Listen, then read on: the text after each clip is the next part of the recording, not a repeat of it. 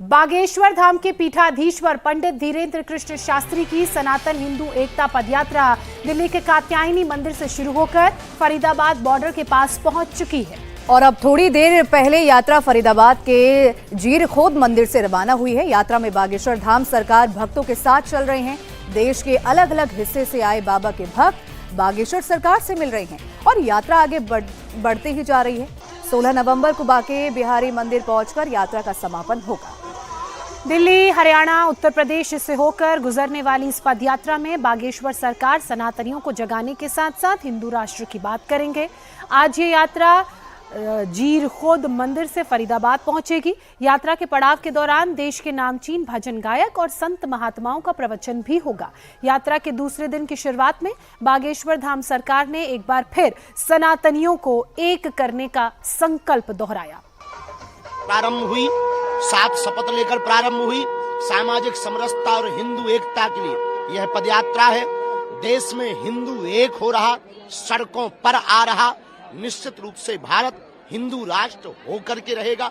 जब तक भारत हिंदू राष्ट्र नहीं होगा, हम तब तक चलते रहेंगे, पैदल चलते रहेंगे, रुकेंगे तब जब भारत हिंदू राष्ट्र हो जाए। ये सब बागेश्वर धाम के पागल हैं। हम नेता नहीं है कि ये जनता है। ये सब हमारे परिवार के सदस्य हैं। किसी पार्टी के सपोर्ट के लिए या किसी के विरोध के लिए पदयात्रा नहीं है। हिंदुओं की एकता के लिए, बांके बिहारी के मिलन के लिए पदयात्रा है। जो हिंदू जात पात छुआछूत में बटा है, उसको वहां से ऊपर उठाकर हिंदू एकता के लिए उनको प्रबल करना। अपनी सनातन एकता यात्रा को लेकर बागेश्वर पीठाधीश्वर धीरेन्द्र कृष्ण शास्त्री ने कहा कि ये पद यात्रा 80 करोड़ लोगों की है और 150 करोड़ लोगों के हितों के लिए है। बागेश्वर सरकार ने कहा कि ये बालाजी और बांके बिहारी के मिलन की यात्रा है। हम सब शपथ लेते हैं 150 करोड़ भारतीयों की रक्षा के लिए, हिंदू एकता के लिए हम सनातन हिंदू एकता पदयात्रा कर रहे हैं। हमारा उद्देश्य केवल इतना है, हिंदू एक हो जाए, छुआछूत भेदभाव मुक्त भारत हो गए। पूरे देश के साधु संत, देश के कोने कोने से लोग इस पदयात्रा में आए हुए। हम कागजों पर हिंदू राष्ट्र नहीं, विचारों में हिंदू राष्ट्र चाहते हैं, इसलिए हम सड़कों पर बैठे। अच्छा, आपने ये कहा कि कुछ लोग आपत्ति कर रहे थे कि परेशानी हो सकती है, आप यात्रा निकालेंगे उसमें लोग परेशान होंगे, दंगा हो सकता है, इसका खतरा बना हुआ रहता है। हम गंगा बिखेरने के लिए पदयात्रा कर रहे हैं, केवल और केवल सामाजिक समरसता के लिए यात्रा कर रहे हैं। पूरे समाज, जो संत समाज है, उनका कितना सपोर्ट आपको मिल रहा है? एक तरह से ब्रांड एम्बेसडर लोगों ने आज आपको बना दिया है सनातन का। उन सब संतों की कृपा है, उन संतों का आशीर्वाद है और सभी संत आशीर्वाद दे रहे हैं। वो आगे चल रहे हैं, हम पीछे चल रहे हैं। ये सनातन की सौंदर्यता। आप 1966 की बात कर रहे थे स्वामी जी, वो यात्रा निकली थी, वो दिल्ली पहुंची थी जहां सत्ता और शासन के प्रमुख लोग हैं, और आप उनसे दूर जा रहे हैं। दूर नहीं जा रहे हैं क्योंकि ये आध्यात्मिक यात्रा है। हम कहाँ से हो? अमेरिका से। ओ 10 दिन रहेंगे इसी यात्रा में। हो अमेरिका में कहाँ से? टेक्सास डैलस से। ओ सिर्फ यात्रा के लिए आए। सिर्फ यात्रा? ये देखो अमेरिका से आए हैं। मैं ये कह रहा था कि लोग सत्ता के पास में आके संघर्ष अपना करते हैं।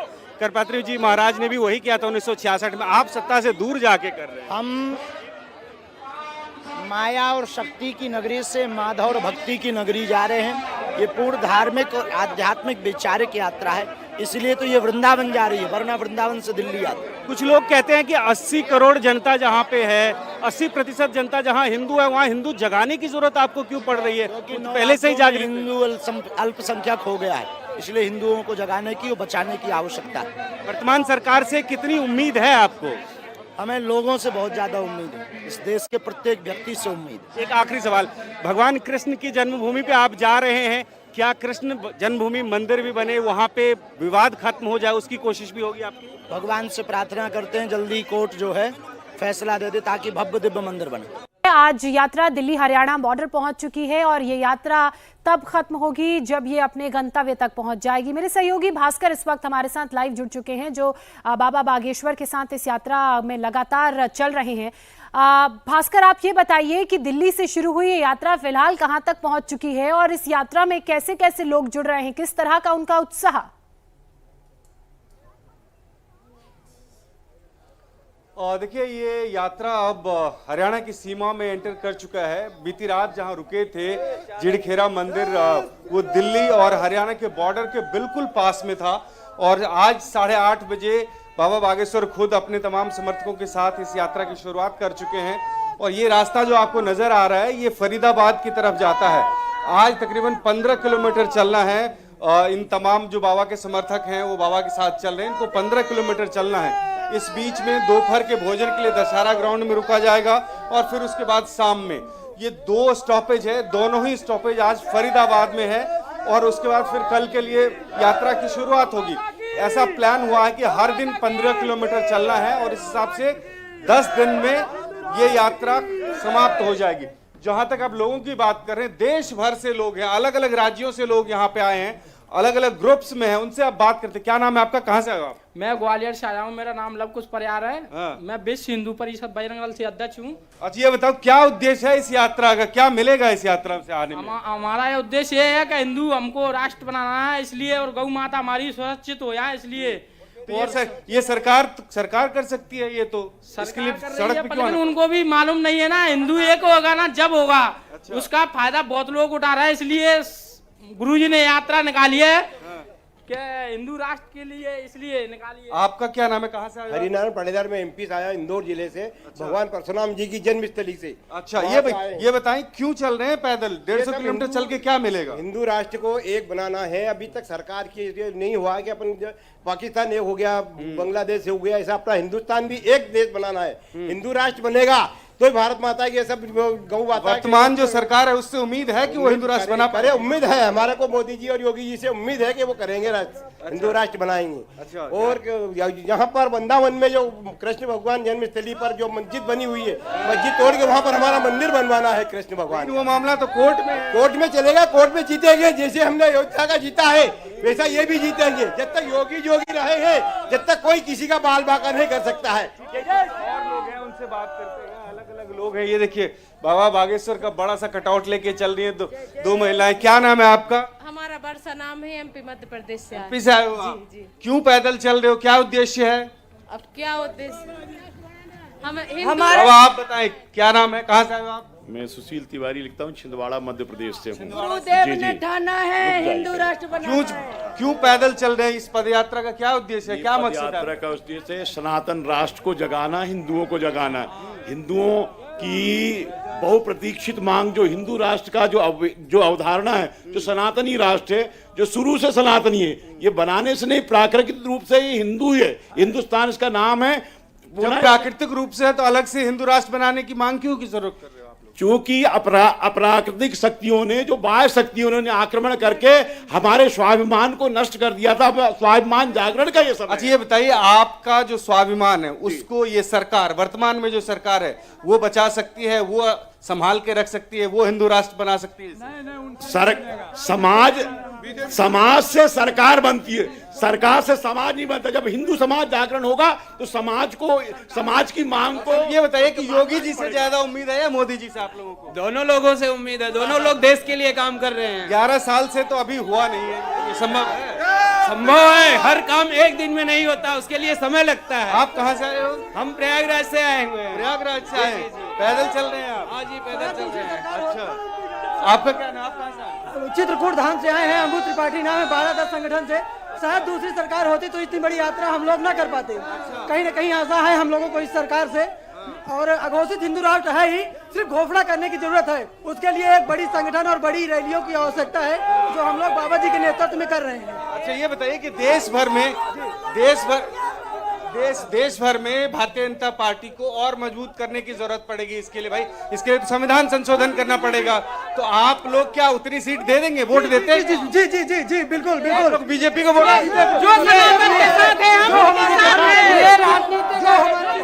सनातन के लिए, हिंदू राष्ट्र के लिए लड़ेगी, हम उसके साथ तन मन धन समर्पण है। एक एक करके। आपका क्या नाम है? मेरा नाम जितेंद्र। कहाँ से आए हो? पलवल से। हाँ जी। ये बताओ कि आपके हरियाणा में क्या हिंदू राष्ट्र की मांग हो रही है क्या? हाँ हो रही है जी, कतई। तो क्या सरकार से उम्मीद नहीं है क्या? बाबा को सड़क पे आना पड़ रहा है। पूरी उम्मीद है, बाबा सड़क पे आए तभी तो ऐसा उम्मीद जागी है। अच्छा, और बन के रहेगा। अच्छा हाँ, और एक बीजेपी पार्टी है जो करेगी इसको। अच्छा, और कोई पार्टी नहीं है। बीजेपी में किससे उम्मीद है, योगी जी से या मोदी जी से? योगी और मोदी दोनों से योगी मोदी। ठीक है। और लोगों से हम बात करते हैं। अलग अलग ग्रुप्स है, अलग अलग राज्य से लोग आए हैं। और आप ये देखिए, कुछ महिलाएं हैं, इनसे भी हम बात करेंगे। जय श्री राम। कहाँ से आए आप लोग? गोरखपुर जिला से। गोरखपुर से। आप लोग वृंदावन तक पैदल चलेंगी? हाँ 150 किलोमीटर। हाँ चल जाएगा। माते क्यों पैदल चल रही है, क्या मकसद है? गुरु जी के हिंदू राष्ट्र बनाने, हिंदू राष्ट्र बनाने चलेंगे। गुरु जी हम लोग को जाते हैं पैदल तो हम लोग भी जाएगा। अरे आप एक सेकंड रुक जाइए। क्या नाम है आपका? हमारा कबीर चंद महाराज। कहाँ से आए? मैं प्रयागराज से हूँ। प्रयागराज से। अगले पदयात्रा में था, इस बार हूँ। जब तक शरीर में जान रहेगी तब तक सनातन के लिए हमने आत्मसमर्पण कर दिया। हाँ, ये बताइए कि सनातन के लिए अलग से यात्रा निकालने की क्यों जरूरत पड़ रही है? इसके पहले देश में मुर्गा थे। मुर्गा सबको जगाते थे। जो ये है सुबह 3 बार बोलते थे ब्रह्म मुहूर्त में, तो हिंदू जागता था। अब मुर्गा खा गए। अब मोबाइल से और आज के पैसे के बल पर लोग सोते हैं। आज ये बताइए, सुनिए, हिंदू सो रहे हैं, इस यात्रा से हिंदू जग जाएंगे, ये कैसे विश्वास है आपको? विश्वास है। जो जा रहे हैं वो तो पक्के सनातनी हैं। अभी कुछ सनातनी सो रहे हैं और ज्यादातर ये पूंजीपति जो है ना, वो भी सो रहे, सेल्फी लेने के लिए रोड पर आते हैं। उसके बाद आपका क्या नाम है, कहाँ से आई हैं आप? सुमन जी है, मैं दिल्ली नागलोई से आई हूँ। वृंदावन तक आप भी पैदल चलेंगे? हाँ, पूरी कोशिश करनी है। क्या उद्देश्य है, क्यों पैदल चल रहे हैं? जो हमारे बाबा गुरुजी इस सनातन धर्म के लिए खड़े हुए हैं, तो हमको भी साथ में खड़ा रहना चाहिए। तो हिंदू राष्ट्र बनाना चाहिए और बनना चाहिए। हमारे जो आया है कई सालों के बाद, तो हमें मान लो उम्मीद खड़ी करनी चाहिए। किसी से उम्मीद है, किसी सरकार से, किसी पार्टी से? कौन कर पाएगा ये? देखो, उम्मीद तो है, मोदी सरकार है तो पूरी कोशिश कर रहे हैं वो भी बनाने के लिए, वो साथ में खड़े। लेकिन 11 साल से तो अभी बना नहीं। 11 साल से पहले कुछ अलग था। कहते हैं दिन ब दिन चेंजिंग होती रहती है, तो उसी प्रकार से चेंजिंग हो रही है। ठीक है, अब हम धीरे धीरे बाबा बागेश्वर जो है उनके बिल्कुल पास आ गए।